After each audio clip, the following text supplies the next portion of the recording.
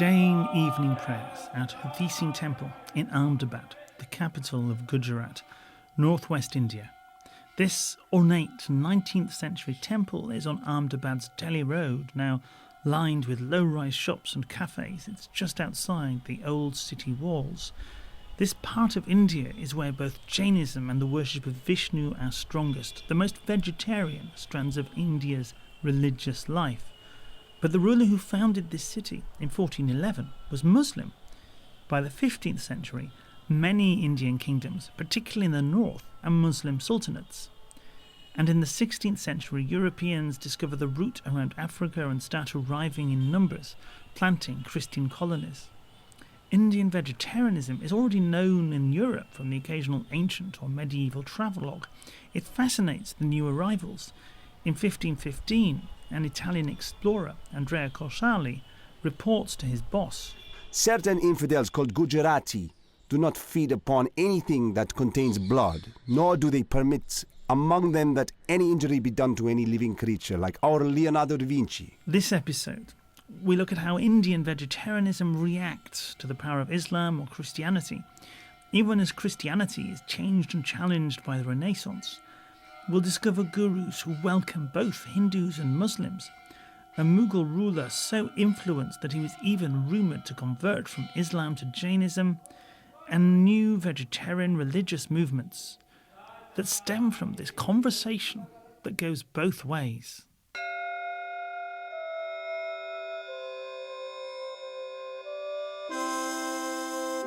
Vegetarianism, the story so far with Ian MacDonald. Episode 8, Contacts.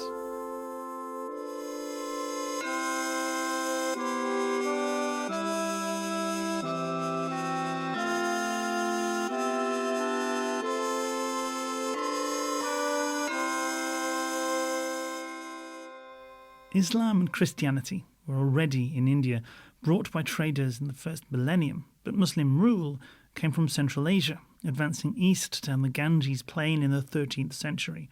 We heard last episode how they sacked monasteries. They'd also rebuilt the main temples as mosques.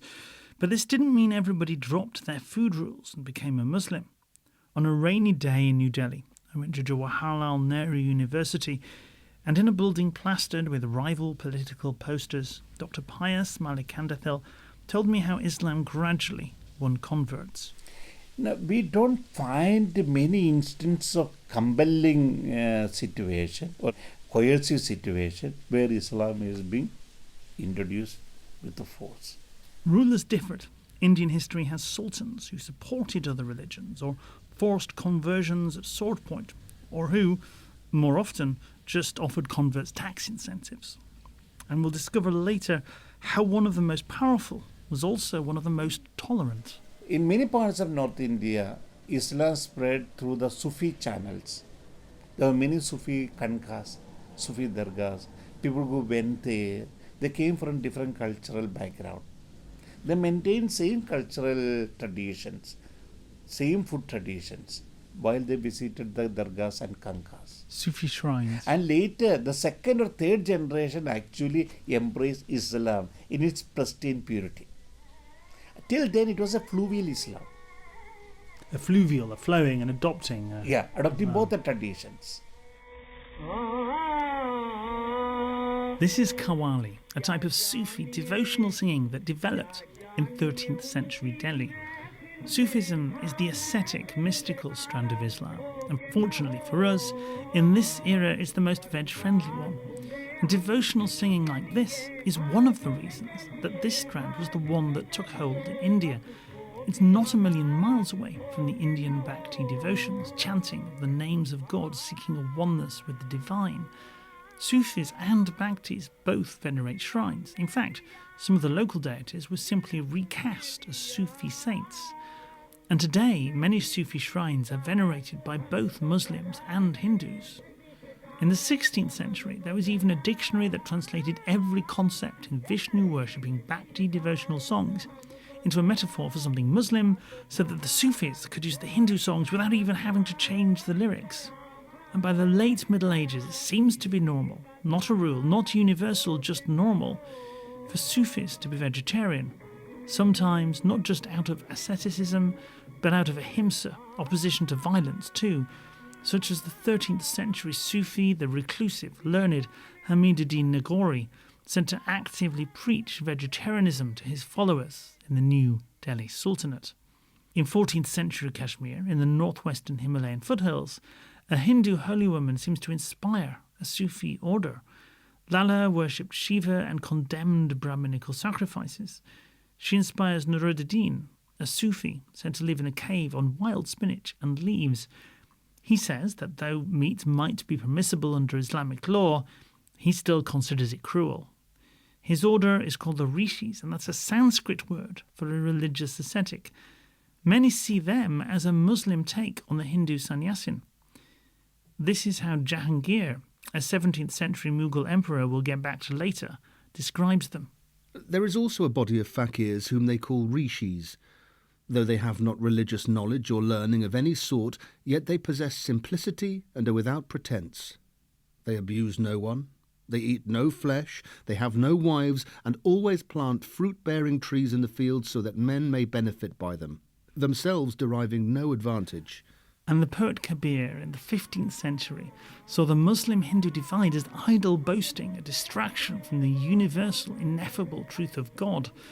Both Bhakti Hindus and Sufi Muslims claimed him as one of their own. His poetry condemned both the violence of Brahminical animal sacrifice and Muslim ritual slaughter. A dinner of rice and beans is sublime when seasoned with bloodless salt. Who would cut his throat to have meat with his bread? Kabir's followers today, the Kabir Panth, are teetotal vegetarians. So vegetarianism persists within Indian Islam. In fact, in the 16th century Mughal court, the figure of speech for vegetarianism is Sufyana, Sufi food.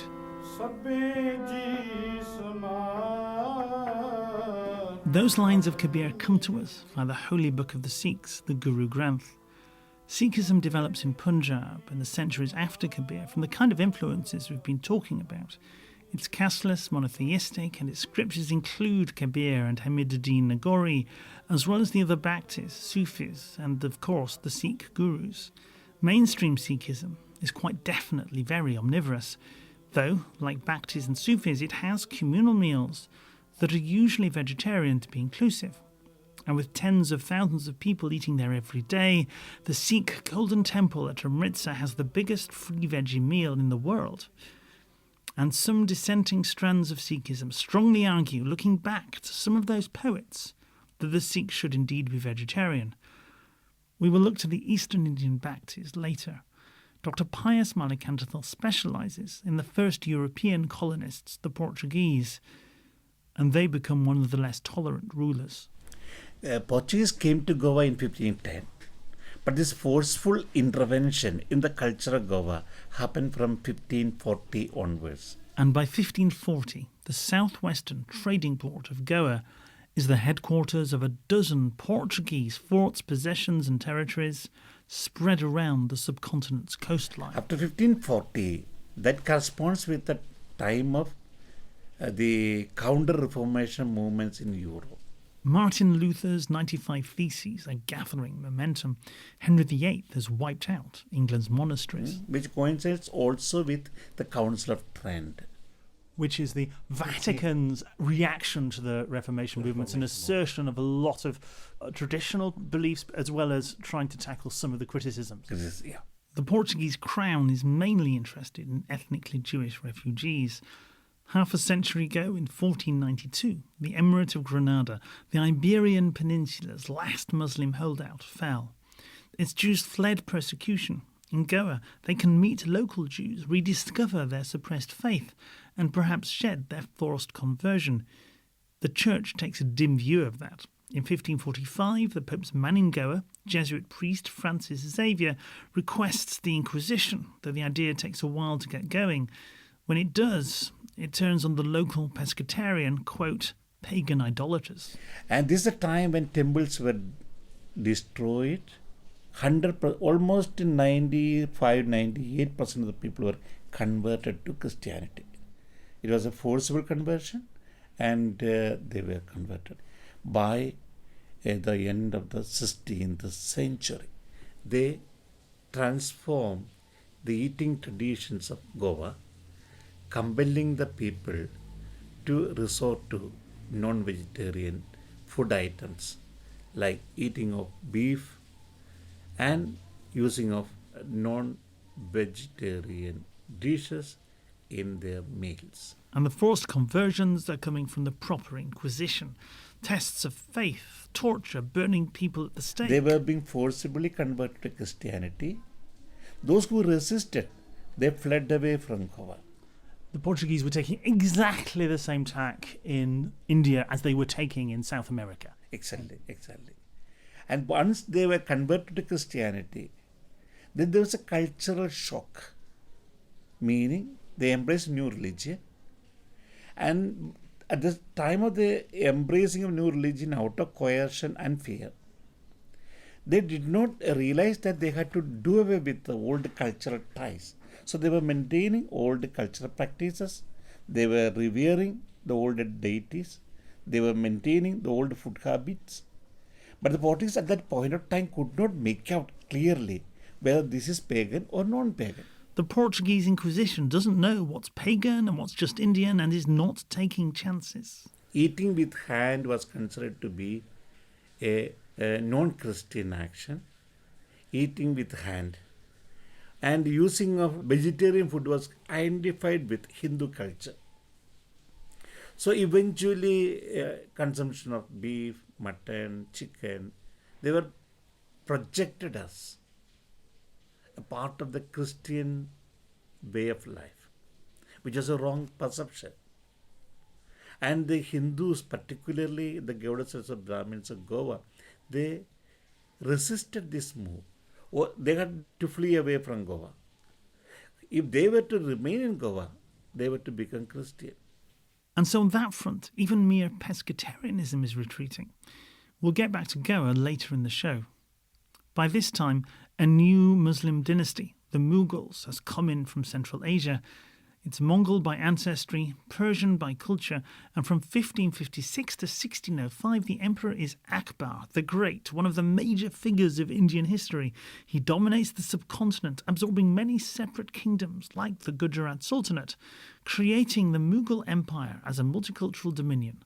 And despite his heavily meat-eating culture, he is fascinated by vegetarianism. Providence has prepared variety of food for man.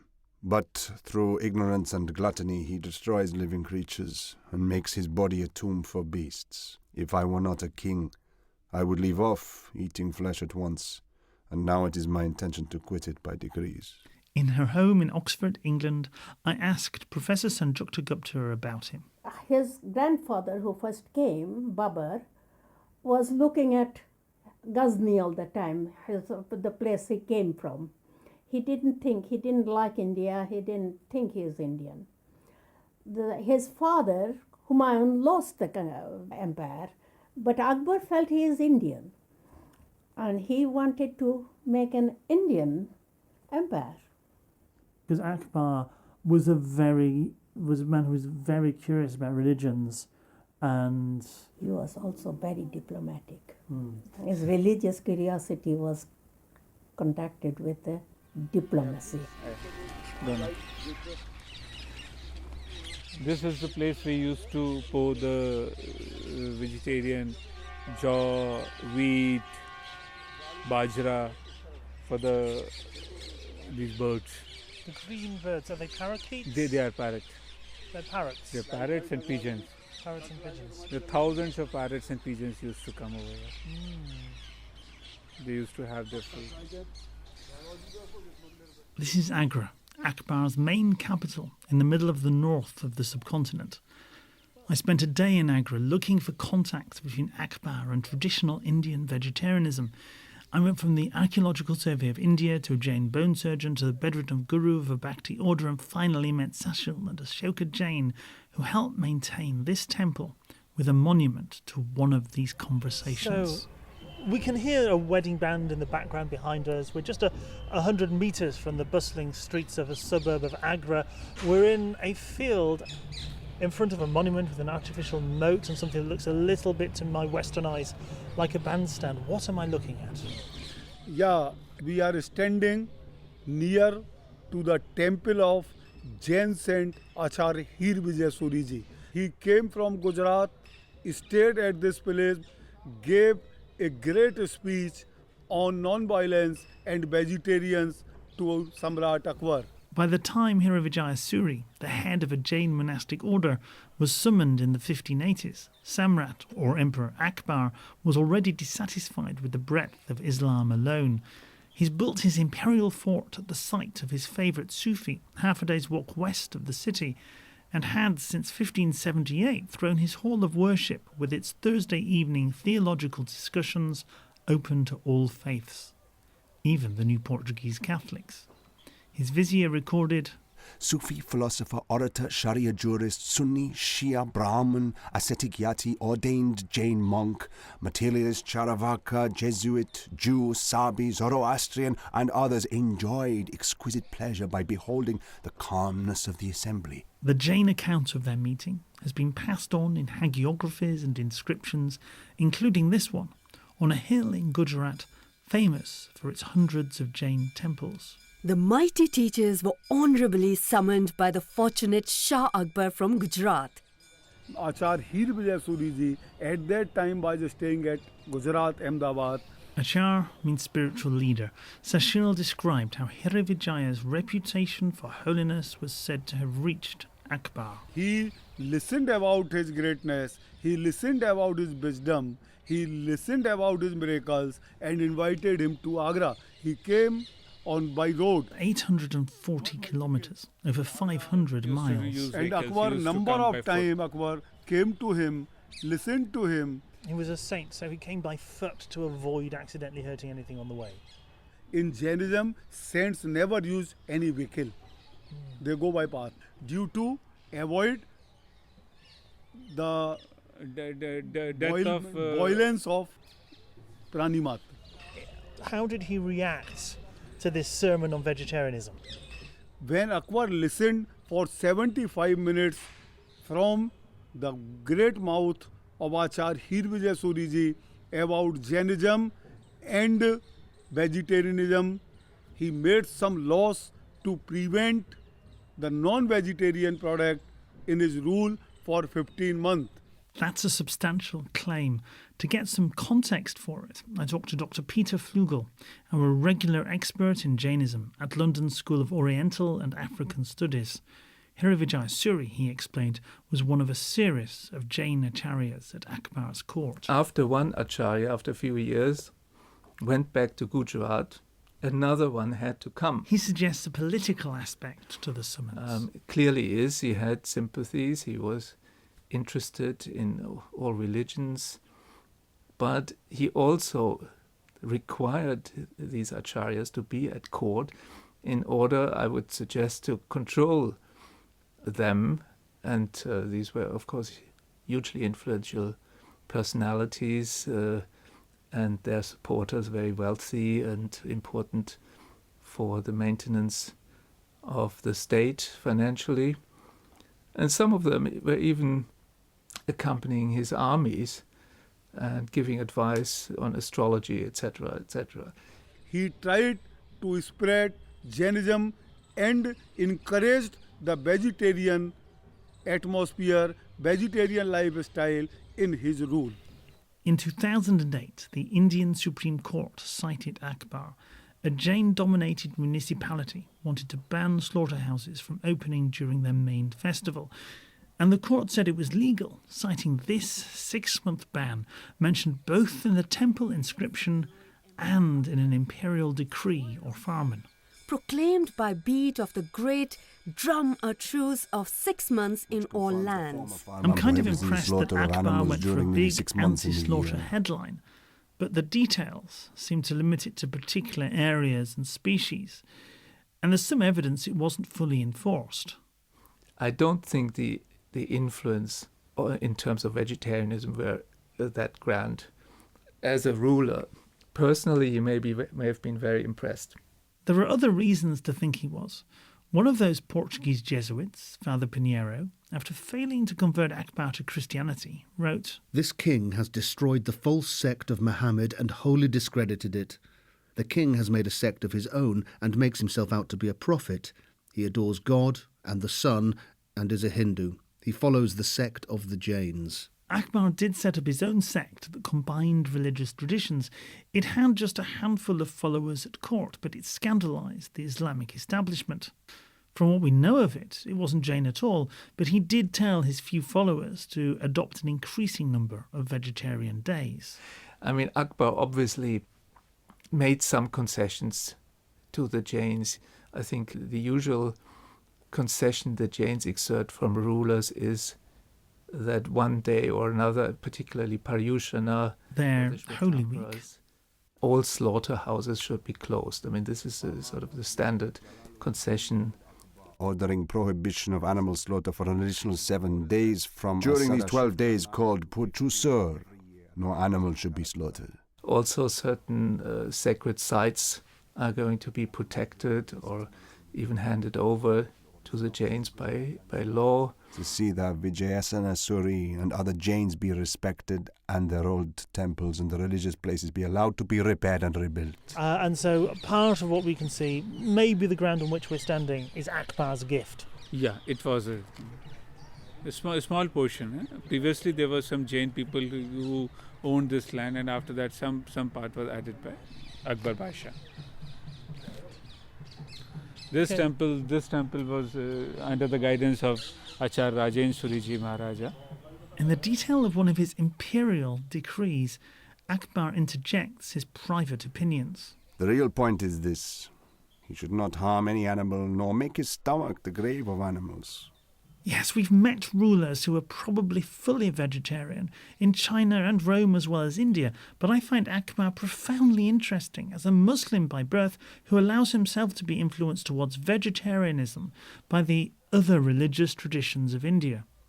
His son, Jahangir, continues these close relationships with Jains until around 1610, when he has a personal falling out with a Jain monk, by which time, back in Goa, the Portuguese have decided to welcome back the Brahmins for some very prosaic reasons.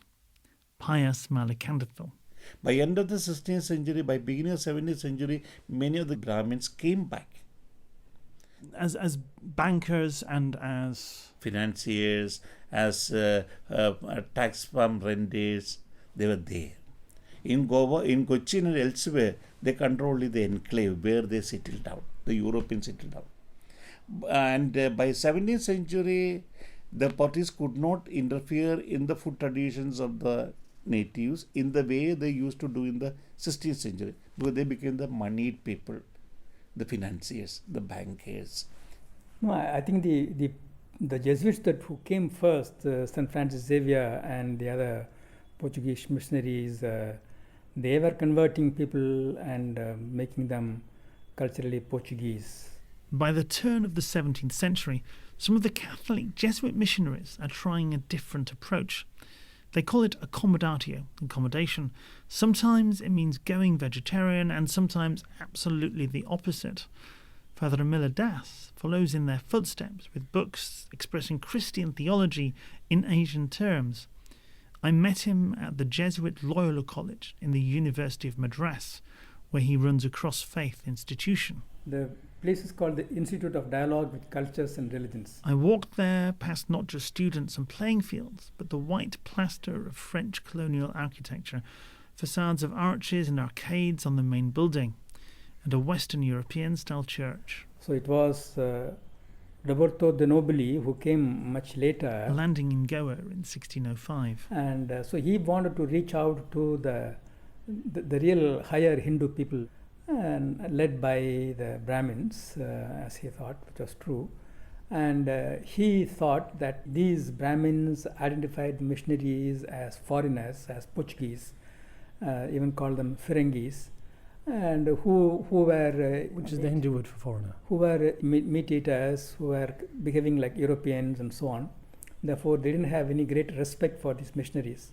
Therefore, he opted to present himself as a sannyasi, because as a sannyasi is someone who has renounced the world And he, as a Jesuit, he also has renounced the world, and he thought that that was a status in the Indian tradition that will correspond to the religious life in the Christian tradition. So he really saw the connection between being a Christian monk and being a mendicant in Hinduism or Buddhism. Yeah, I think the more basic affirmation is that you can become a Christian and continue to be an Indian. So if you met Roberto de Nobili preaching in South India, he'd have looked just like a pale-skinned holy man, white cloak and staff and shaven head and vegetarian food. But remaining Indian meant that you belong to the caste system and the caste observances and so on. So therefore, he was defending that symbols and gestures like being a vegetarian or having the tuft of hair or the tilak on your forehead, etc., these are not Hindu customs or not Hindu habits. These are, let's say, indications of a social status.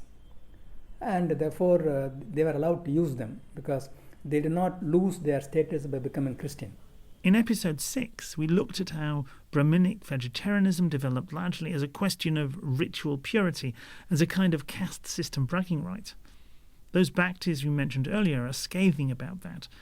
But de Nobili argues to the Vatican that it's just a social thing without any deeper religious meaning, an argument he eventually, posthumously, wins. But the church did finally defend what de Nobili did. But there were other missionaries who carried on in that accommodatio tradition. Sure. It continues today. If you go to any village in Tamil Nadu, you won't be able to make out who is a Christian, who is a Hindu. Elsewhere in Asia, the Jesuits hope to displace Buddhism, and there vegetarianism is an article of the rival faith. In Ming Dynasty China, at the turn of the 17th century, the Italian Matteo Ricci discovers he can present Christianity as a form of Confucianism. He dresses as a Confucian scholar. He calls his book The True Meaning of the Lord of Heaven.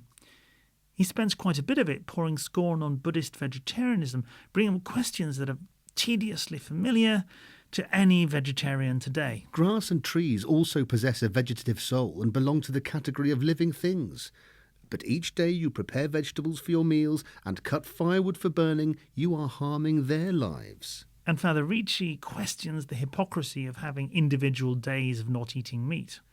It is like a person who kills people daily and devours their flesh, but who then, wishing to join the camp of the compassionate, says, I shall refrain from killing and eating people on the 1st and 15th of the month.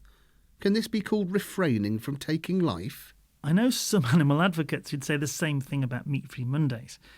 The original Jesuit missionary, Francis Xavier, moved on to Japan after Goa. Christianity gained footholds amongst local nobles. Over the centuries, as Christianity encroaches, the medieval Japanese taboo on eating domestic animals slowly unravels. But there's a more persistent vegetarian movement forming in northeast India. After an interview at the School of Oriental and African Studies, I came across some Bhakti Vishnu devotees distributing vegan curry, so I naturally got one. Help yourself. Yes, nice rice, look. Hare Krishna. And this vegetable. Hare Krishna, how are you? Welcome to lunch. They're part of a movement called Bengal Vaishnavism, whose guru lived in the early 16th century, and in which the vegetarianism of Vishnu worshippers is particularly strong. For them, it's not Krishna who is an incarnation of Vishnu, it's the other way round. My name is Ter Kadamba Das. I'm a monk. So who's Krishna?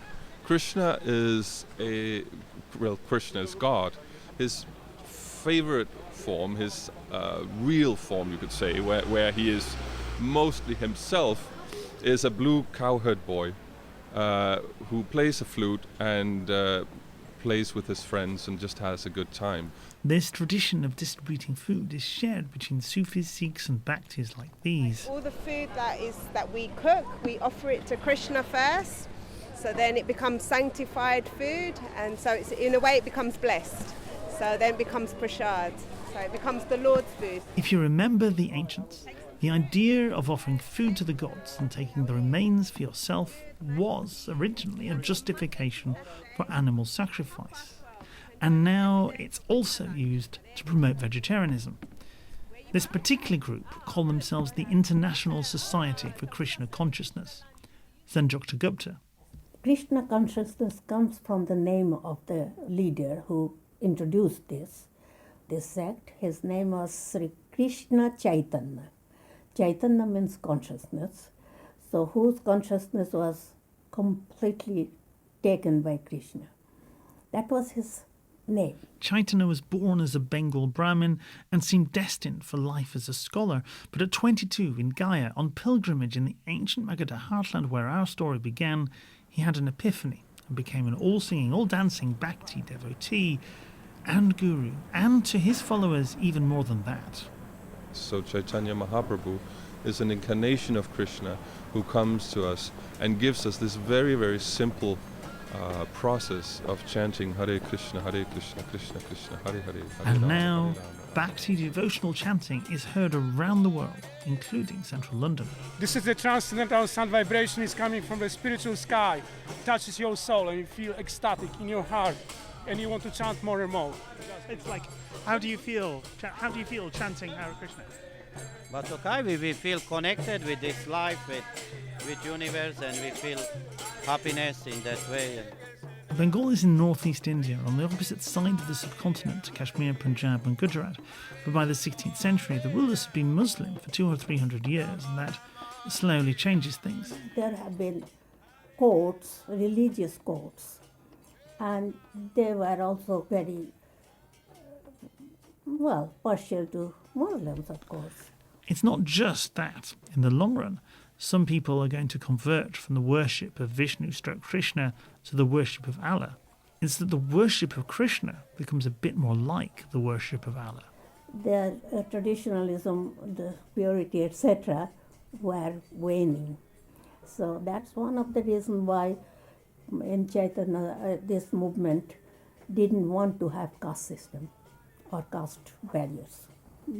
Because reaction to Islam, which of course has no caste barriers. Krishna has gone from being a mythic hero of the Mahabharata to the divine philosopher of the Gita, to being an incarnation of Vishnu, to being the incarnation of Vishnu and the Supreme Being, who incarnates in history to start a religion. It's not that far from the European idea of what a religion is. They have then to categorize absolutely and make a sort of system out of the sect, because Chaitanya was a very much passionate person, and his teachings were from example, how he led his life. But there were people who followed that. How did this movement take vegetarianism with it? Ahimsa and purity. Purity was not very consciously done.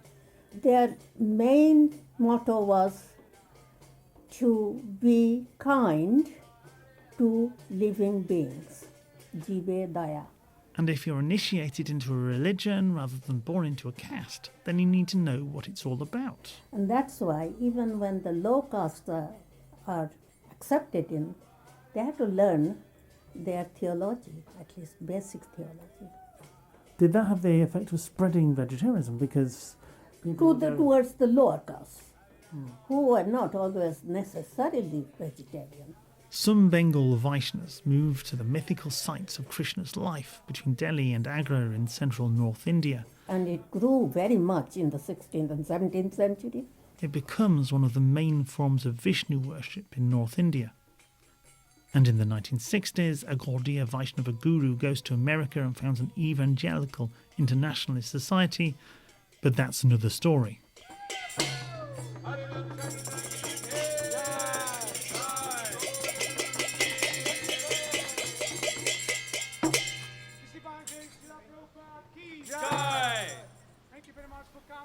This conversation will continue, and as French or British arrive, we'll discover how they affect Indian vegetarianism and what some of them take back to Europe.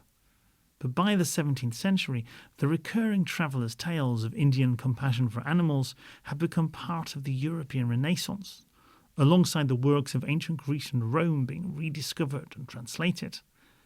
The English philosopher Francis Bacon, writing in 1605 about an animal-friendly proverb from the Old Testament of the Bible, pulls all the strands together. Why? We see that there were, under the Old Covenant, many precepts that were not just ceremonial, but instituted from mercy, such as that of not eating flesh with the blood thereof, and the like. Even in the sects of the Essenes and the Pythagoreans, they altogether abstained from eating flesh, which to this day is observed, through an inviolate superstition, by many of the Eastern people under the Mughal. And it's that Renaissance, in a Europe newly reminded of more compassionate ways of living, that we turn to next episode. With music by Rob Masters and from Vintage Sense and Casa Asia, and the voices of Jeremy Hancock, Selva Rasalingam and Sandeep Garcha. This episode was sponsored by Kickstarter backer JC Costa, to whom I'm very grateful. Follow on Facebook and twitter.com/veganoption and discover more at theveganoption.org. If you like this series, and I'm guessing you do if you've listened this far, please help get the word out. I always say this, but review on iTunes or your podcast provider would be fantastic. Please share on Twitter and Facebook. Embed the SoundCloud player on your blog and let people know if you think they'll like it. This is taking months of unpaid work, so please do spread the word. And thank you very much for listening.